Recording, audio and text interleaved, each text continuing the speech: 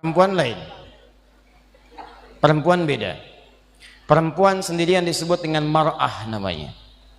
Dari kata muru'ah. Punya dua arti. Satu, sosok yang senang tampil dengan keindahan. Muru'ah. Jadi kalau laki-laki senang dengan kekuatan, sesuatu yang nampak kuat, latihannya silat, latihannya ini, itu. Perempuan tidak. Senang dengan keindahan. Anda mau berangkat ke kantor, ada sebagian tidak tersetrika, Anda biasa. Tapi kelihatan istri, papa ganti. Setrika dulu. Anda berangkat ke masjid pakai pakaian biasa saja. Perempuan ikut pengajian, seragam. Arisan, beda. Penampilan, lain. Bahkan kadang-kadang sebelum berangkat, nanya dulu kepada Anda untuk minta pendapat. Papa, besok pengajian Ustadz Adi, kira-kira gaunnya yang mana ya? Yang hijau atau yang biru? Oh.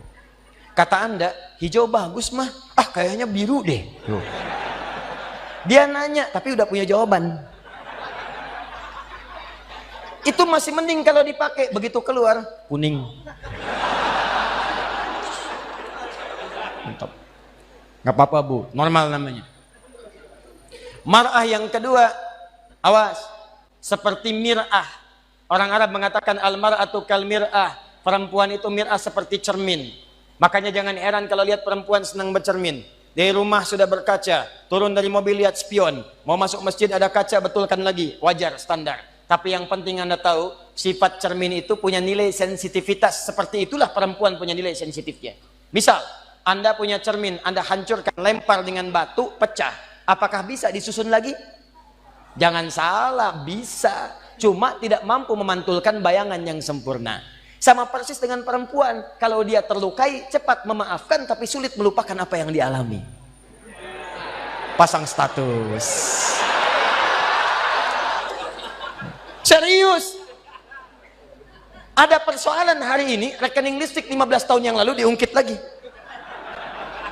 Bapak ini bagaimana sih? Yang itu aja nggak bisa. Tahu nggak Pak? Waktu 15 tahun lalu listrik mati. Bapak juga begini juga 15 tahun lalu. Tapi itulah keindahannya. Nanti gantian Bu, tenang aja Bu ya, kita masih panjang. Itu kalau sendirian, tapi kalau banyakan, laki-laki sama rijalun, perempuan mar'atun nisaun. Sampai turun surah An-Nisa. Surah yang keempat. Apa artinya nisa? Bukan. Bukan perempuan. Bukan wanita. Ah, perempuan. Surah ibu-ibu, mama. Apa diantaranya yang paling penting? Ayat 34, paling kiri sebelah atas.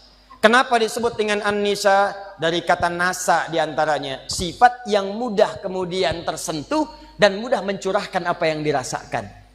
Suka cerita. Suka cerita. Dan kadang-kadang yang diceritakan hal yang seharusnya tidak dibuka. Kata Allah, fasalihatu qanitatun hafizatu lil ghaibi bima hafizallah. Perempuan salihah itu taati Allah dengan menaati suami pada yang baik-baik. Yang kedua, jangan membuka aib keluarga pada orang lain setelah Allah menutupnya. Jadi kalau Anda tidak buka aib di rumah tangga, tugas laki-laki, tugas perempuan sama. Jangan buka aib. Sepanjang tidak dibuka, Allah tutup sampai dengan kiamat. Kata Nabi, ada kejadian malam hari, maka selesai, siang jangan terbuka. Ada kejadian siang hari, selesai, malam jangan terbuka. Allah akan tutup sampai kiamat. Tapi kalau ada aib rumah tangga terbuka, keluar. Maka kata Allah, jangan salahkan yang menyebarkan. Kamu sendiri yang salah. Saya sudah tutup, kenapa kamu buka? Bima hafizallah. Allah yang tutup, kalian yang buka. Nah ini kadang-kadang tidak sadar. Karena perempuan punya sifat berbagi, suka cerita. Sependiam apapun kalau sendirian. Kadang-kadang kalau sudah bertemu temannya, kumpul cerita. Sifatnya pengajian, begitu kumpul bertemu dengan kawan, mulai bertanya, "Ukhti apa kabar?" "Baik." "Sehat?" "Sehat." "Suami bagaimana?" "Di situ masalahnya." "Masalah." Ih, nggak nyangka ya? Nyangka. Kumpul, "Ada apa? Ada apa?" Nah, yang satu misah. "Ah, saya tidak mau lah." "Kenapa?" "Tidak, itu dosa. Jangan seperti yang itu ya. Itu tuh begini. Nah, sama. Itulah humazah. Humazah. Sejak dulu sudah ada. Dari sejak zaman Nabi Yusuf. Nabi Yusuf itu anaknya Nabi Yakub. Nabi Yakub anaknya Nabi Ishak. Nabi Ishak anaknya Nabi Ibrahim. Dari Sayyidah Sarah. Dari sejak dulu sudah ada Perempuan yang suka kumpul-kumpul, suaminya sibuk kerja ngumpulin harta, perempuannya kumpul-kumpul. Saking kumpulnya itu sibuk membicarakan orang lain. Ada yang ganteng dibicarain, Nabi Yusuf ganteng dibicarain. Iya ya, ganteng-ganteng Nabi ya. Iya, orang sekarang ganteng-ganteng serigala. Dulu ganteng-ganteng Nabi. Ngobrol, ada. Cuman buat ngobrol doang, duduk, datang ngobrol, minum, pulang lagi. Oh mazah. Jeng, bagaimana bisnis suami? Begini. Ih, kok cuman segitu ya? Kita mah kemarin dapatnya suami lumayan loh, 10 kali lipat dari yang kamu dapatkan. Cuman gitu doang. Humazah.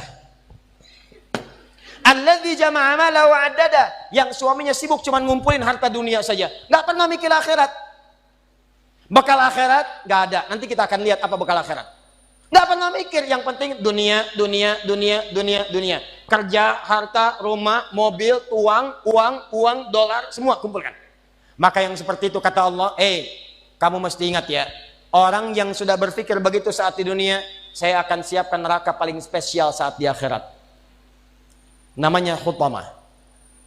Neraka Hutamah ini beda dengan neraka biasa. Cara disiksanya, maaf sekali, diikat. Padahal neraka yang paling ringan, tapi seringan-ringannya neraka juga. Ya, seringan-ringannya neraka. Jangan coba-coba nih. Ya. Itu ada di Quran surah keempat ayat 56 paling kanan sebelah atas. Itu yang paling ringan di neraka. Innal ladzina kafaru bi ayatina sawfa nuslihim nara. Orang-orang yang ingkar kepada ayat-ayat kami, nanti kami masukkan ke neraka paling ringan, kami tarik ubun-ubunnya. Nusli, kami celupkan ke dalam api neraka, dicelup kayak bikin teh celup. Teh celup itu kan naikkan, turunkan, naik, turun, naik, turun, naik. Jadi ada orang yang paling ringan masuk neraka, ditarik ubun-ubunnya, kemudian dimasukkan ke neraka, celupkan. Begitu dicelupkan, hancur semua, angkat lagi. Ya kullama nadijat juluduhum baddalnakum juludan ghairaha. Begitu hancur, diangkat sembuh lagi. Hancur, angkat sembuh lagi. Hancur, sembuh lagi. Sekali celup, 1 harinya 1000 tahun. 1 detiknya 48 hari. Kalau pengen coba silakan aja. Tapi diinfokan supaya kita jauhi. Cuma ini nggak diikat, artinya apa? Begitu dicelupkan dia merontak, masih bisa bergerak. Cuman tidak bisa mengelak. Tapi neraka yang ini, bagi ahli dunia yang nggak pernah mikir akhirat, dia tidak akan pernah bergerak sedikit pun. Karena Allah akan mengikatnya. Fi amadim mumaddadah. Jadi bukan begini, tapi diikat begini. Cara untuk menghukumnya, dibakar dari ujung kaki sampai otak yang paling dalam. Cara membakarnya, kalau mau diilustrasikan, dilas sampai matang dalamnya. Misal dari bawah bagian kaki, jempolnya dulu. Kalau jempolnya udah matang, baru sampingnya. Udah matang, naik lagi ke atas. Bayangkan, kalau dimasukkan keseluruhan, yang sakit langsung semuanya. Tapi yang ini tidak. Biar sakit dulu. Bukankah sakit di bawah kerasa ke semuanya? Sakit, terus sampai naik ke atas. Allati tattali'u 'alal afidah. Afidah jamak dari kata fuad. Fuad itu otak yang merencanakan. Nih, kata Allah seakan-akan ingin mengatakan, apa isi otakmu diisi saya bakar sampai ke dalam otakmu. Otakmu isinya apa sih? Orang sholat, kamu nggak sholat. Orang ngaji, kamu nggak ngaji. Orang puasa, kamu nggak puasa. Kerja lagi. Apa isi otakmu? Saya bakar sampai kedalaman yang paling dalam. Nih. Awas, hati-hati. Dan sifatnya muqsadah. Muqsadah itu sudah mengintai. Jadi kalau ada orang bercita-cita cuma dunia saja, itu nerakanya sudah ngintai. Nih dia teman saya nanti nih. Paham? Ini bagian yang pertama. Karena itu saya ingin ajak Anda semua, jangan cukupkan hidup kita visinya cuma sampai di sini. Contoh paling gampang ya, paling gampang. Kuliah hanya untuk dapat ijazah, itu dunia. Kuliah hanya untuk dapat kerja, dunia. Nikah hanya untuk bisa mengeluarkan hasrat seksual, dunia. Dapat handphone hanya untuk pasang status, dunia. Maaf, dapat pakaian hanya untuk tampil mewah gaya, itu dunia. Kalau Anda ingin siapkan sampai bekal yang terakhir, dan ini bagian akhir pembahasan kita, Ustadz, saya tahu saya akan meninggalkan dunia. Saya pengennya semua bekal saya bisa dibawa ke alam kubur sampai dengan ke akhirat. Bagaimana caranya? Bahkan kalau Anda berhasil menyiapkan cara ini, jangankan sampai ke akhirat, Anda meninggalkan dunia, langsung disambut langsung oleh Allah melalui nikmat-nikmat di alam kubur yang lebih banyak daripada nikmat dunia. Yang kalau Anda dapatkan nikmat di sini, ini belum ke akhirat.